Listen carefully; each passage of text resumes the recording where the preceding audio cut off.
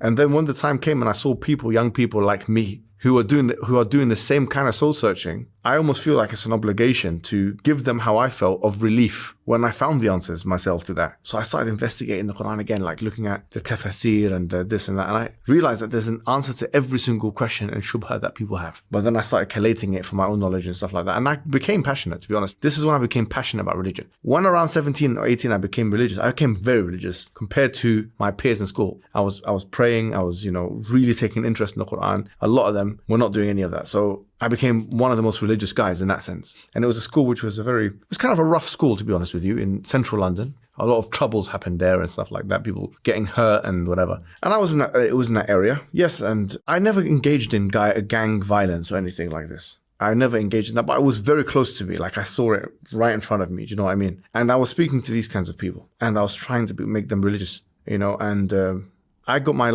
driving license when I was 17 years old. A lot of them, I would drive them around and I say, I'm not going to let you pay for petrol, but just let me read this book to you.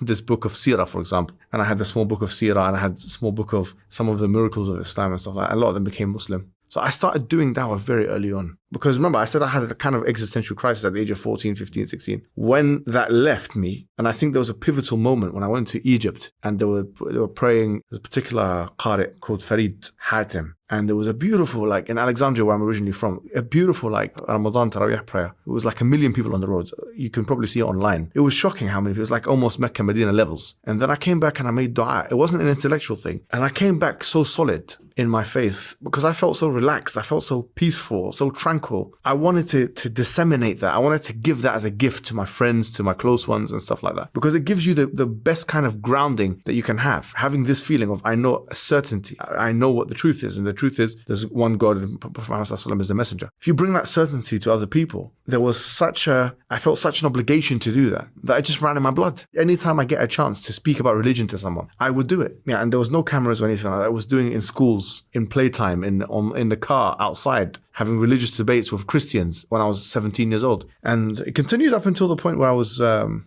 an undergraduate level in university. And usually they have these debates. And this was an official debate with a Christian guy. Basically, I remember I went and done that debate and it was very, very, very successful. Everyone was talking about it.